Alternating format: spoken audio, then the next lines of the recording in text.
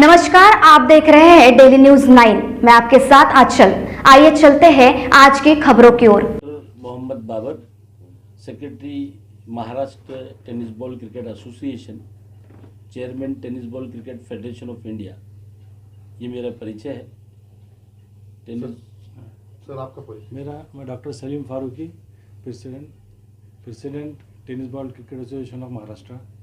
पिछले 4 साल से मैं इनके साथ में काम कर रहा हूँ।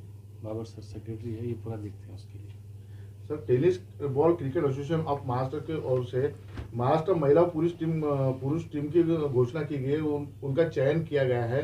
कैसे चयन किया गया और क्या स्थिति थी जब उनकी मैचेस हुई और किन वर्ग के लोग थे, जरा सविस्तर बताएंगे। एक्चुअली पिछले महीने 19, 20, 21 औरंगाबाद में सीनियर स्टेट चैम्पियनशिप रखी गई थी और किसी कारणवश कोरोना के ज़्यादा प्रभाव की वजह से उस ज़िले में जिलाबंदी और संचारबंदी अचानक लागू हुई और हमें वो राज्य स्तरीय स्पर्धा रद्द करनी पड़ी। चूँकि वहाँ सब टीमें आ चुकी थी तो हमने ऑर्गेनाइजिंग कमेटी ने यह निर्णय लिया कि खिलाड़ियों के भविष्य को देखते उनका नुकसान ना हो, क्योंकि आने वाले 20 मार्च से सीनियर राष्ट्रीय प्रतियोगिता कन्याकुमारी में पहले से ही फिक्स थी और उसी के लिए स्टेट चैम्पियनशिप का आयोजन किया गया था और उसी आयोजन में से महाराष्ट्र टीम का चयन होना था। इसलिए हमने जो टीमें आई थी उन खिलाड़ियों को नुकसान ना हो, इसलिए औरंगाबाद में हमने 2 दिवसीय ट्रायल रखा और उसमें से हमने महाराष्ट्र के महिला व पुरुष टीम का चयन किया उनके परफॉर्मेंस के आधार पर। एक्चुअली ये हमने सोचा नहीं था कि अचानक नागपुर में इस तरीके का कोई लॉकडाउन अचानक हो जाएगा। एक्चुअली स्टेट टीम जब भी नेशनल्स खेलने जाती है तो एक 4-5 दिन का जाने से पहले कैंप आयोजित होता है नागपुर में, लेकिन लॉकडाउन की वजह से हमने वो कैंप कैंसिल किया और क्योंकि ट्रायल्स के बेस पे उनके अच्छे परफॉर्मेंस के आधार पर राज्य टीम में उनका सिलेक्शन किया था, इसलिए हमने उनको डायरेक्ट स्टेशन पहुंचने के लिए रिपोर्टिंग रखा है।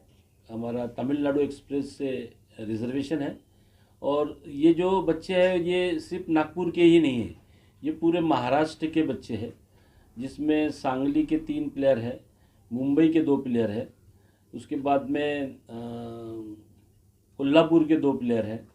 इस तरीके से महाराष्ट्र के विभिन्न ज़िलों से मिलके ये महाराष्ट्र टीम का गठन हुआ है और वो सभी बच्चे अपने अपने कन्वेंस से, मैक्सिमम बच्चे ट्रेन से नागपुर रेलवे स्टेशन रिपोर्टिंग करेंगे, क्योंकि हम बिफोर वहाँ पहुँच रहे हैं चैम्पियनशिप के। उसका कारण यही है कि हम टीम कॉम्बिनेशंस के लिए वहाँ पर एक दिन प्रैक्टिस करेंगे, क्योंकि हमारा जो शेड्यूल जो मैच है वहाँ नेशनल्स का वो नेक्स्ट डे है, तो एक दिन हमको वहाँ मिलता है 1 से 1.5 दिन, उसमें एक टीम कॉम्बिनेशन लाने का पूरा प्रयत्न हमारा रहेगा। इसके लिए 2 टेक्निकल ऑफिशियल महाराष्ट्र से जा रहे हैं। महाराष्ट्र टीम के कोच श्री विजय कुंभार, श्री प्रकाश तांबितकर और जो सीनियर कोच है महाराष्ट्र के, जो पिछले कई टीमों को ले जा चुके हैं, श्री निखिल राउत, स्पेशली ये टीम के कॉम्बिनेशन और गाइडेंस के लिए इनको भेजा जा रहा है ताकि एक अच्छा टीम वहाँ पर खेले और हमारी जीत निश्चित हो। मेरा जो अंदाज़ है उसके मुताबिक जो महिला टीम का हमने सिलेक्शन किया है वो टीम लास्ट टाइम भी 3rd प्लेस उन्होंने लाया था और इसके पहले 2-3 बार हमने चैम्पियनशिप जीती है महाराष्ट्र नेशनल लेवल पे, तो उसमें कि मैक्सिमम लड़कियां इसमें सिलेक्ट हुई है। तो इस बार पूरी अपेक्षा है कि अगर टीम अच्छा परफॉर्मेंस करेगी तो हमें पूरी उम्मीद है कि इस बार हम महिला वर्ग में कम से कम चैम्पियन हो सकते हैं, क्योंकि ये सीनियर राष्ट्रीय स्पर्धा है और सीनियर राष्ट्रीय स्पर्धा में किसी भी एकदम नए खिलाड़ी को सिलेक्ट करना बड़ा मुश्किल हो जाता है। तो हमने उनका आधार ये रखा था कि इसके पहले जो बच्चे 1-2 नेशनल्स खेले हैं या अंतर्राष्ट्रीय स्तर पर भी पार्टिसिपेट किए हैं, अगर ऐसे बच्चे किसी जिला टीम का प्रतिनिधित्व करते हैं तो ऐसे बच्चों को हमने फर्स्ट प्रेफरेंस दिया।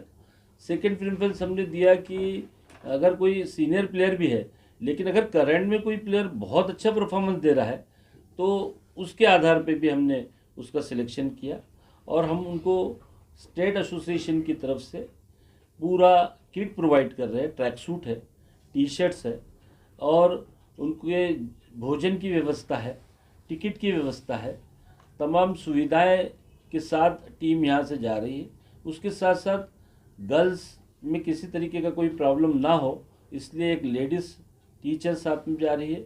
अनुभवी कोच श्री प्रफुल्ल जुंजरे करके है, वो भी उनके साथ जा रहे हैं। मिस्टर अब्दुल जबाक जा रहे हैं। तो ऐसे 3-4 सीनियर कोचेस और मैनेजर्स को भेजा जा रहा है ताकि खिलाड़ियों को रास्ते में, क्योंकि लंबा सफ़र है यहाँ से चेन्नई और चेन्नई से फिर कन्याकुमारी चेंज करके जाना है, तो ये इस बात का ख़ास ख्याल रखा गया कि खिलाड़ियों को किसी तरीके की कोई परेशानी ना हो। अनुभवी लोग अगर साथ में जाएंगे तो ट्रैवल में कोई दिक्कत उनको नहीं होगी। अगर अभी जो टूर्नामेंट है वो टूर्नामेंट 20 मार्च से 23 मार्च तक 4 दिन के स्टेट नेशनल चैम्पियनशिप है। 31वीं senior national tennis ball cricket championship है, जिसका आयोजन tennis ball cricket federation of India के जनरल सेक्रेटरी, जिनका मैं आपको डिटेल्स भी प्रोवाइड करूँगा, श्री इमरान लारी, उनकी काफ़ी मेहनत रही है उसमें।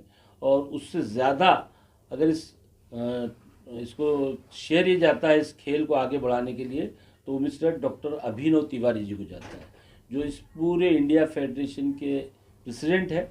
और उनके अपनी मेहनत और उनके संबंध के कारण ये खेल लगातार आगे बढ़ता जा रहा है। पूरी उम्मीद है कि भविष्य में ही क्यों, बहुत जल्दी ये खेल यूनिवर्सिटी लेवल पे खेला जाएगा और इस खेल को इंडियन ओलंपिक की मान्यता मिलने जा रही है।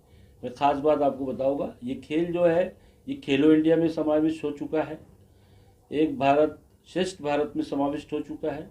Ministry of sports, government of India से इस खेल को सन 99 से मान्यता है। अभी हाल ही में इस खेल में खिलाड़ियों को नौकरी मिले, इसलिए सेंट्रल गवर्नमेंट में इसको रिजर्वेशन के लिए इस खेल को ले लिया गया। अब इस खेल के माध्यम से खिलाड़ियों को सेंट्रल गवर्नमेंट में सरकारी नौकरी मिलेगी और उसकी वजह से इस खेल का बहुत क्रेज़ बढ़ा है। पहले ये खेल मनोरंजन के लिए खेला जाता था, लेकिन अब जो खिलाड़ी खेल रहे हैं या जिस तरीके से हमें समझ में आ रहा है, जिस तरीके की रुचि खिलाड़ी ले रहे हैं, वो अपना भविष्य देख रहे हैं इस खेल में, क्योंकि इस खेल के माध्यम से उनको सेंट्रल गवर्नमेंट में जॉब मिलने वाला है। और वो जानते हैं कि जिस तरीके से खेल आगे बढ़ रहा है उसमें tennis ball cricket federation of India के जो पदाधिकारी है, जिसमें मैं खुद भी एज ए चेयरमैन काम कर रहा हूँ, डॉक्टर अभिनव तिवारी जी है, श्री डॉक्टर गंगाधरैया है जो सीनियर वाइस प्रेसिडेंट है, मिस्टर पी गैनवेल है, मिस्टर एस के पांडा है। ऐसे फेडरेशन के काफ़ी सीनियर लोग हैं, श्री जावेद अनवर साहब हैं, जिनके मेहनत और लगन से ये खेल अंतर्राष्ट्रीय स्तर पर भी खेला जा रहा है। और भारत सरकार, क्योंकि इंडिजिनियस गेम है, पारंपरिक खेल है, एक सेंट्रल गवर्नमेंट का स्कीम था कि जो घरेलू खेल है उनको हम बहुत महत्व और बढ़ावा देंगे, और उसमें खो खो के साथ साथ टेनिस बॉल को उन्होंने इसमें लिया। ये हमारे लिए बहुत बड़े गर्व की बात है। तो आने वाले समय में विद्यापीठ लेवल पे और इंडियन ओलंपिक की अगर इसको मान्यता मिल गई तो निश्चित रूप से ये खेल बहुत आगे जाएगा। और इसके माध्यम से स्टेट गवर्नमेंट में हमने सुनील केदार जी को प्रपोजल दिया है कि जिस तरीके से सेंट्रल गवर्नमेंट में इस खेल के माध्यम से खिलाड़ियों को नौकरी मिल रही है, राज्य सरकार भी 5% आरक्षण जैसे दूसरे खेलों को है, हॉकी, फुटबॉल, इस तरीके खेलों को, वैसा आरक्षण हमें भी दिया जाए। और नियम ये है स्टेट गवर्नमेंट का कि अगर इंडियन ओलंपिक की मान्यता मिलती है तो वो जितनी सुविधाएं बड़े खेलों को मिलती है वो सब सुविधाएं ऑटोमेटिकली इसको मिलना शुरू हो जाएगी, क्योंकि पारंपरिक खेल है। इसलिए मैं नहीं समझता हूँ कि कोई दिक्कत इसमें आएगी, क्योंकि सेंट्रल गवर्नमेंट जब इसको बढ़ावा दे रही है तो राज्य सरकार तो देगी। मुझे बॉयज़ से भी पूरी उम्मीद है, काफ़ी अच्छे लड़के उसमें इस बार राष्ट्रीय स्तर पर खेलने जा रहे हैं, लेकिन स्पेशली गर्ल्स पे मुझे बहुत ज़्यादा विश्वास है, क्योंकि काफ़ी सीनियर लड़कियां अनुभवी उसमें सिलेक्ट हुई है इस बार। और हमें पूरा भरोसा है कि हमारी लड़कियां इस नेशनल चैम्पियनशिप में जीत हासिल करेगी।